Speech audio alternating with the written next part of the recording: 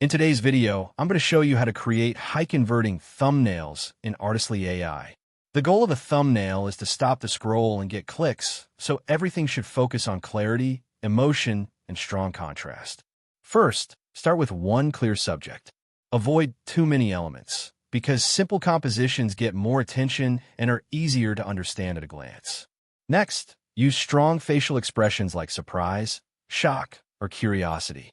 Emotional faces perform much better than neutral ones. Then, add bold lighting and high contrast. Use cinematic lighting, bright highlights, and darker backgrounds so the subject immediately stands out. After generating your image, use the Upscale tool to increase the quality and sharpness.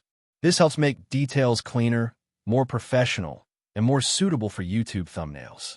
Keep any text minimal, just 2 to 4 words with large, readable fonts and strong color contrast. Finally, you can refine the image using editing tools to enhance focus, blur distractions, and make the subject pop even more. And that's basically it.